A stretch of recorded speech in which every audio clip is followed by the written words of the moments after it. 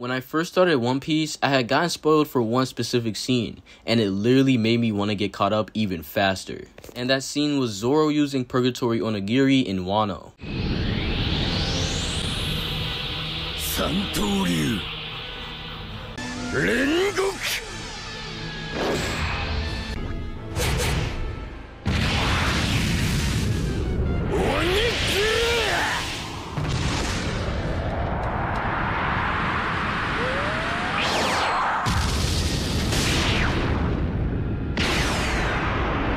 Being a person with Dragon Ball Z as their favorite anime, I was so intrigued on how the hell One Piece would acquire auras like this. But then I actually got caught up and there was no explanation. Well, in today's video, let's talk about Haki and the way it's been handled so far in the story. What's up guys, Versus Gambly here, and in today's video, let's talk about One Piece's beloved power system, Haki. Has this power system been handled correctly, or are us as readers just not understanding what Oda is giving us?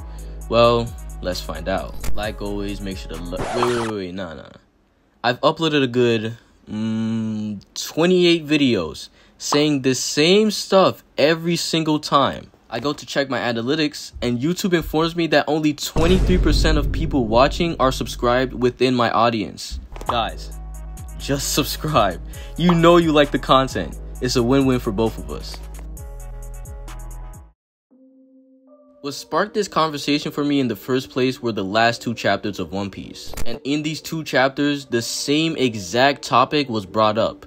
Does so-and-so character have Conqueror's coding? In chapter 1087, it was Aokiji because of these panels. And in chapter 1088, it was Kobe because of this spread. But let's go into detail what the topic of discussion was. In chapter 1087, Aokiji and Garp go in for punches at each other. They land their punches and black lightning sparks come out. But then in the next page, we get a panel that shows the explosion that results from the punches. And in it, it's obviously the ball of impact, but black sparks are coming out of it as well. Now, what confused people are obviously their agendas, but also the way Conqueror's coding has been handled so far in the series. I think the first actual full showing of Conqueror's coding was when Luffy got one-shotted by Kaido. In it, we see thick black lightning. The thing that makes this so confusing, however, is the fact that one arc before, in Whole Cake Island, there was a whole bunch of lightning coming from Luffy and Katakuri. So obviously we didn't know Kaido was using Conqueror's Haki there. Now, maybe this was an intention since it was a mystery until Luffy figured it out,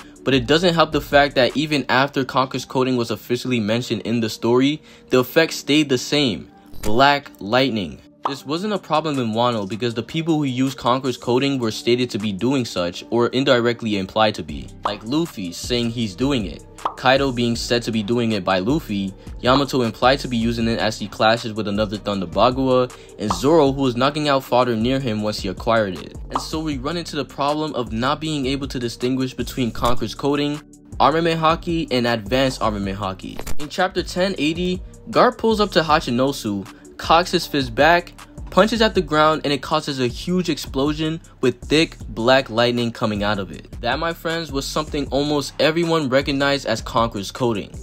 But notice how I said almost everyone. This is because some people are still skeptical on whether or not this is Conqueror's coding, even though it should have been clear enough. But I don't know if that's an Oda thing or an agenda thing. I'll let you guys decide. But moving on and going back to chapter 1087, when Garp and Aokiji clash, we obviously get the black lightning. Along with it came the black streaks that accompany other Conqueror's Haki attacks. And again, the panel after showing us an explosion with black lightning coming out. I myself think this could show that Aokiji has Conqueror's coding, but at the same time, there could be signs of it not being Conqueror's coding. I was going to say the fact that their touching is a factor, but even that isn't true because we've seen Conqueror's coding attacks touch people. And this is the problem. We can't figure out whether or not someone has Conqueror's coding because the effect is so vague, or with better wording, incredibly similar to the effects of other Haki. Now we go into the latest chapter, chapter 1088. This one has caused a ton of discourse within the community because quite honestly,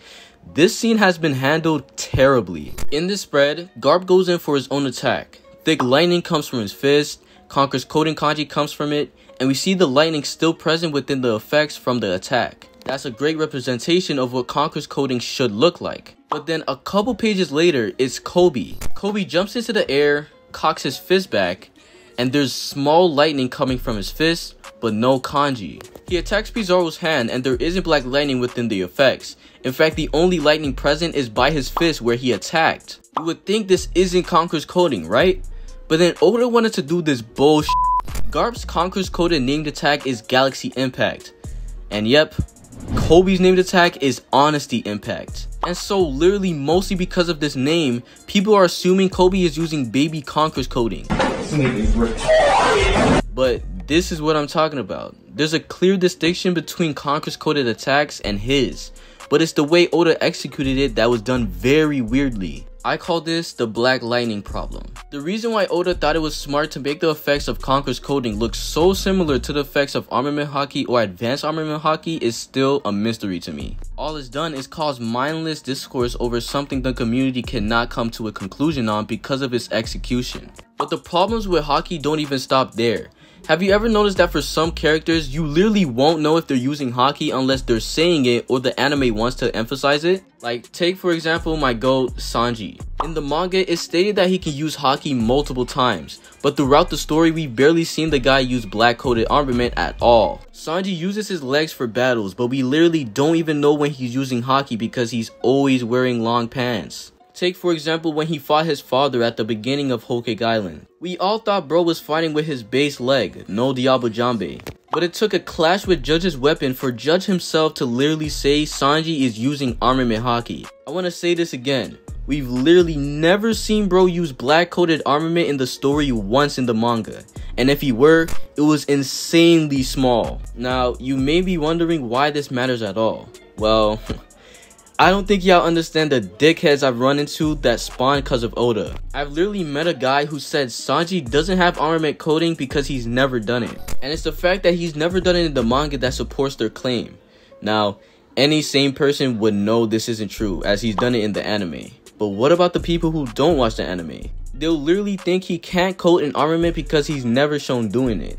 And that leads to confusion and false claims about Sanji. But on the same topic of not knowing when people are using Haki, we have Future Sight. This also applies to the manga since the anime did a perfect job of showing Future Sight. In the manga, you literally will not know if someone is using it unless they say it. Kaido blisses Luffy in chapter 1001 and Luffy has to flat out say that he's using Future Sight in order to prove that he was using it. This of course leads to confusion in the readers. I mean, literally throughout Wano, there was always this discussion on whether or not Luffy has been using Future Sight at all since he got it. There was also a discussion on whether or not the Yonkos have it, and this was a mystery for a long time. That is, until Kaido flat out said he was using it. Now, I'll give Oda his props because in chapter 1079, he actually showed us Future Sight firsthand, with Shanks seeing a future of destruction by Kid. So there is more to come regarding that. Now, this topic is something that I personally believe was done well, but I understand some of the discourse from other people. And that's about Haki usage and retcons pre-time skip. There was an instance that really resonated with me, and that was the admirals using Future Sight during Marineford. I mean, I even made a whole short on it, but my comments were full of smart asses who thought that what they did was just regular observation Haki. No, it definitely wasn't. Let's go over it really quickly. In the short, I said Akainu used Future Sight against Marco and Vista because he shaped his body in order to not get hit by the Haki attacks that they threw at him. I mean, Akainu literally says that they're Haki users, and what Haki should have done is canceled the magma off of him and allowed them to slash him. But that's not what happened. Instead, the magma stayed put and he was unscathed. This is literally the same thing that happened with Katakuri. Luffy blatantly says that he was confused on why the hell his attacks wouldn't work on him because he's meant to be able to hit him while using Haki. I kid you not, Katakuri literally says to him that what he's doing is forming his body around Luffy's attacks to dodge them efficiently. It's possible if you can see the future with Haki. Oda literally says, you can do this if you have Future Sight. But Yonko truthers are telling me what Akainu did was regular observation Haki. What the f?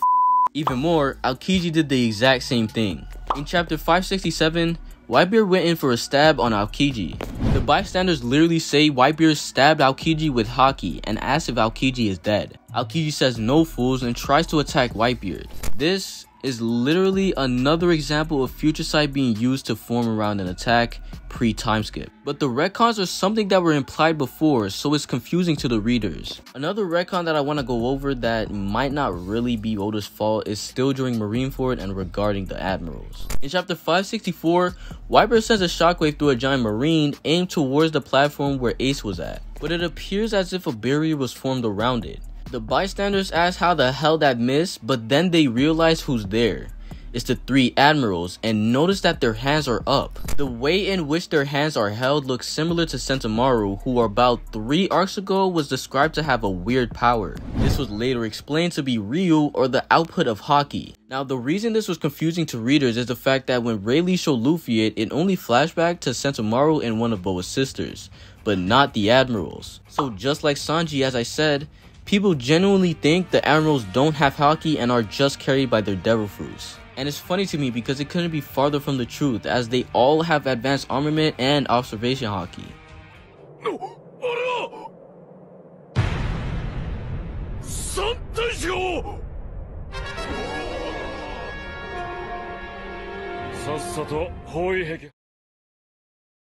I hope y'all enjoyed this video. Oda is the GOAT, but it's time for y'all to realize that he isn't perfect. Anyways, if you did end up enjoying this, consider leaving a like and subscribing.